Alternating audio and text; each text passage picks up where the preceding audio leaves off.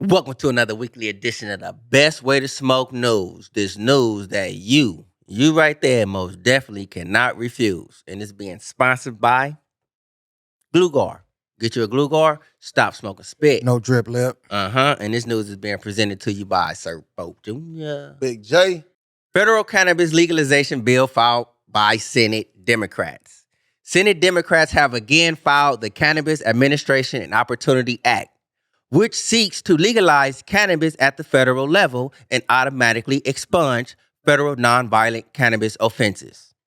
It's past time for the federal government to catch up to the attitudes of the American people when it comes to the cannabis. That's why we're reintroducing the Cannabis Administration and Opportunity Act, legalization that will finally end the federal prohibition on cannabis while prioritizing safety, research, workers' rights, and restorative justice. We have more work to do to address decades of overcriminalization, procurally, and communities of color. But today's reintroduction shows that movement is growing, and we will keep working until we achieve meaningful change. And that comes from your Senate participant, Schumer. That's right, Chuck Schumer. Hey, one thing about Schumer, though, he fighting, though, man. He fighting a good fight to try to make shit happen, though. Yeah, if you politically fucking correct. For sure. Moving on. Instead of winery hopping, embark on Northern California's cannabis trail.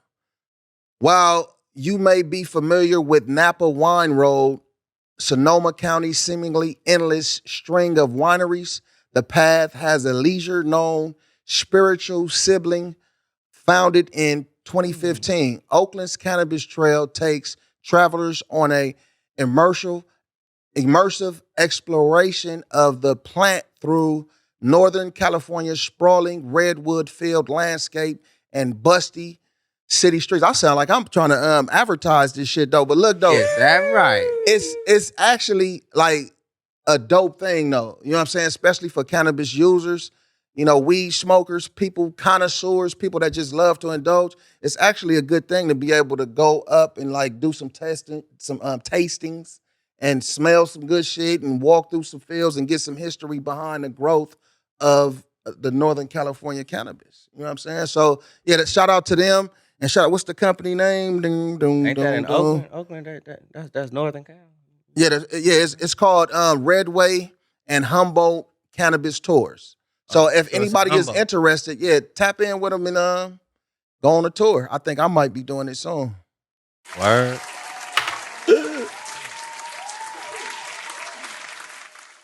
Most Americans think cannabis banking would benefit public safety. Why is that? Recent polling from the Independent Community Bankers of America found that 64% of Americans believe giving state legal cannabis companies access to traditional banking services will benefit public safety. Maybe so, because some of these little shops, you don't have nowhere to put your money. Your shop may be booming. Mm-hmm. You may get knocked upside your head. Yep. You know what I'm saying? So the data published on Thursday ahead of the 2024 ICBA Capital Summit in Washington, D.C. found that 64% of Americans believe the Secure and Fair Enforcement Regulation or Safer Banking Act, which will protect federally regulated financial institutions that serve state legal cannabis companies, would benefit public safety. Additionally, 54% of Americans agree that allowing cannabis companies to utilize the traditional banking system would benefit underdeserved communities. I'm with the 54%. I'm with that. I'm with that all the way through. You know what I'm saying? I definitely agree it'll benefit. Word. Moving on. Now, look, man, let's get into the blunt truth. No significant changes for federal employees if Biden administration reclassifies marijuana.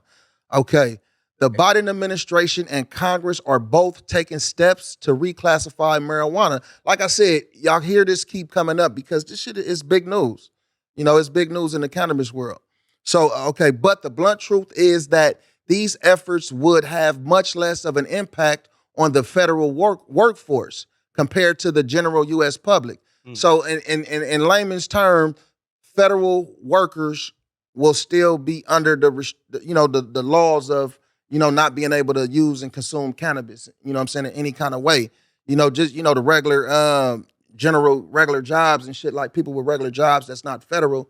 They can. Most of them can indulge because some companies still have their own policies in place, especially when it comes to certain jobs and shit. But if it's legal cannabis, you know what I'm saying, and it's being rescheduled, and my doctor prescribed it to me, you know what I'm saying, I got a prescription for this. You mean to tell me, like... Yeah, and I guarantee when it comes to the medical, it's going to be something that if you looking for it in that way, because they're going to have it for the recreational users and then for the medical users. So you're going to have that paperwork. So if you want to, be in that realm, based off what we talking about, shit, just have your paperwork and be ready to say, I'm a medical user. Moving on. This dude. California governor directs action against illegal hemp products to protect youth. To protect youth from exposure to cannabis products, California Governor Gavin Newsom has directed state officials to warn industrial hemp product retailers that selling improperly labeled products is a crime that could lead to a revoked license. I mean, I agree with that. If you're running any type of business, you know what I'm saying, you should have your stuff labeled right. You know what I mean? Like, it is a penalty for that. Yep. You know what I'm saying? When I was in the work field, you know what I'm saying, it just like, not with governmental agencies, but if I like labeled something wrong or did something wrong, there was like, you know what I'm saying, a penalty. Talk to, you know what I'm saying, look at, like, pay attention to what's going on, open your eyes, whatever, you know what I'm saying? There's nothing wrong with that one. Yep. You know what I'm saying? So if you do have something, like, properly label the shit. Yeah, and if you conducting business the right way, you're definitely going to have some sort of longevity in the realm of business. You know what I'm saying? Really. Yeah, man. Hold on. Mislabeled and misleading products do not belong in the marketplace, especially when they put our kids' health and safety at risk.